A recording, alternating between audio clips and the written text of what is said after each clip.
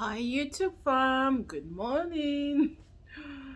Long time no see, long time no record a video. I've been really busy. I know I keep saying this all the time, but it's just the reality of my life. I have so much on my plate. I don't want to go over it, but anyway, I'm so happy to be back here again recording a new video. And today's video, I want to talk about something different from my usual. So, not anything to do with farming, but kind of, sort of. What I really want to talk about today is the new Nigeria, the state of the nation at the moment, and the hope for a new Nigeria. The truth is, we are all going through what is happening, even those that are not in Nigeria. As long as you're a Nigerian, you're directly or indirectly affected by what is happening in Nigeria. We all have our relatives, family members in Nigeria, no matter what part of the world you are in. As long as you're a Nigerian, the issues of Nigeria would affect you. And for the longest time, I think the country has struggled with stagnation in the sense that it looks like the country has been on standstill for the longest time without, although in some areas there's development, there's growth, but the pace at which it's supposed to grow is not really growing in that pace. Once upon a time, Nigeria was regarded as the giant of Africa in all ramification. Among all the 56 countries in Africa, Nigeria was regarded as a giant.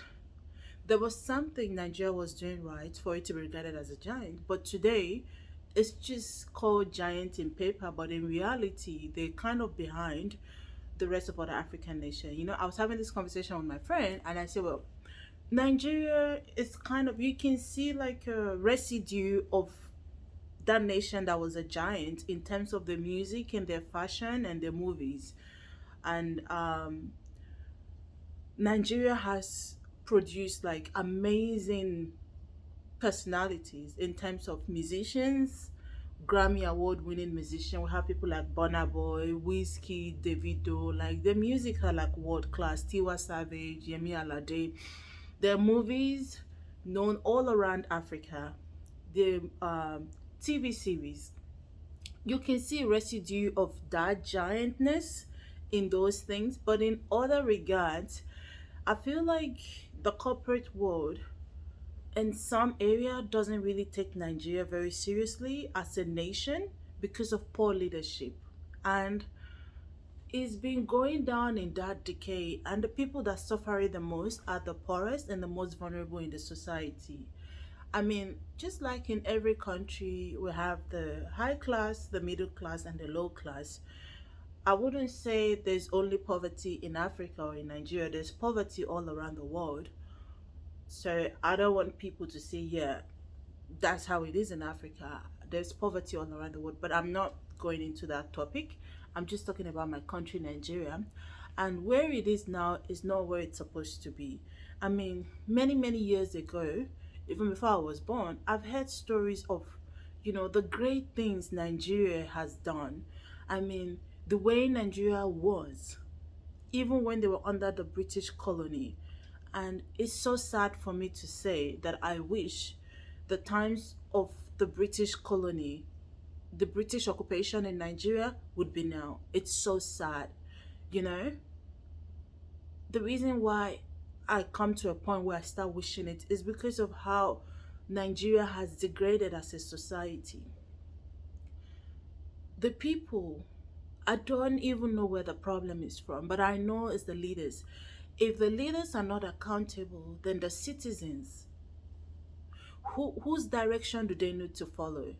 You know, when the rottenness is from the top, of course, it's going to permeate and go down to the lowest. And people say the people are not saints either. The leaders are bad, the people are not saints either. The truth is, when a leader is not doing the right thing, what are the followers expected to do? And that is a huge problem. And this is the leadership problem that has brought Nigeria to where it is today. And If you've watched most of my video, I keep talking about, my plans and what I'm going into as if Nigeria is wonderful. It's because I believe in the future of Nigeria. I believe that Nigeria will rise again. I believe Nigeria would reclaim its status as the giant of Africa once again. But we need someone great to lead Nigeria to the promised land. And the state of the nation at the moment, it is terrible. You don't need to look any further. You go on social media. The rise of killing, kidnapping, security is a big issue in Nigeria. Infrastructure wise, there is infrastructure that people get for themselves. The rich people buy their own infrastructure that the government is supposed to provide for the country. The rich people, they get their own areas like Lekki, Ikoyi. They build their own road. They generate their own power and their water. They generate their own safety, their security. They're okay. But what about the majority of people who are the middle income earners and the poor people? They have no means of getting these things for themselves. They are the ones that are the receiving end of the slack of the government. The government of Nigeria has failed its citizen. For the longest time, they have not been held accountable for where they have dragged Nigeria to where it is. For the longest time, we keep having people coming into power, eating and eating and eating and doing nothing to change the status quo, doing nothing to change the situation of the poor people and the average people in Nigeria. In one of my videos, I mentioned how there are two classes of people that live in Nigeria. There are those on the top that consider Nigeria as heaven because they can afford to pay for all these things that can make their life enjoyable. They have the money. And when you tell them to explain what Nigeria is, they'll tell you Nigeria is heaven on earth. But then there are this majority of other people that you tell them to describe Nigeria and they'll say the worst thing ever. Nigeria is hell. Nigeria is the worst thing that has ever happened to them. There's this huge divide, but there should be equality.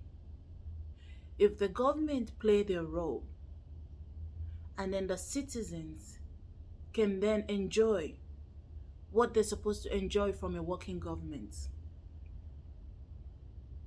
Our past leaders has failed Nigeria and the current present leader is also failing Nigeria. This is one of the worst times to be in Nigeria. We thought we've had it bad before, but it's getting worse. This current regime, I would consider the worst regime Nigeria has ever had. Insecurity has been on the rise. Corruption has gone to the all highest level. Tribalism is so terrible. Religious intolerance, absolute mess. The number of people leaving the country, escaping what this nation has put the people, the citizens in, is on the highest level ever. Every opportunity Nigerians have to leave the country, they leave. This is not supposed to be the case. Nigeria is a blessed country, blessed with hardworking people, talented and creative mind people. You can tell by looking at the profile of most Nigerians professionals living outside the country.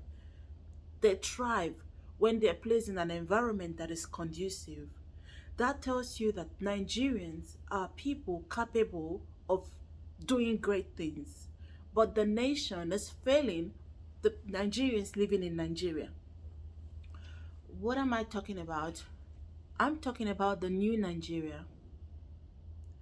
There is hope for the future. As the election comes by next year, as usual, we have the usual candidates, the usual people, the recycled people. They've been in power before, they did such a crappy job, and they're coming back again to do what? To do what? To amend the mess or to do more worse job? We're having the same recycled people like Atiku, like Tinubu, but there is a hope, because there is hope for a new Nigeria, because for the first time ever, we have someone that can move Nigeria forward. And that person is Peter Obi of the Labour Party. And I believe under Peter Obi leadership in Nigeria, Nigeria will eventually reclaim its status as the giant of Africa. Not only the giant of Africa, but soon to be the giant of the world. The only problem we have in Nigeria is leadership. And Peter Obi is the right man for the job. I've been watching a lot of his videos and also just researching on what he has done in the past.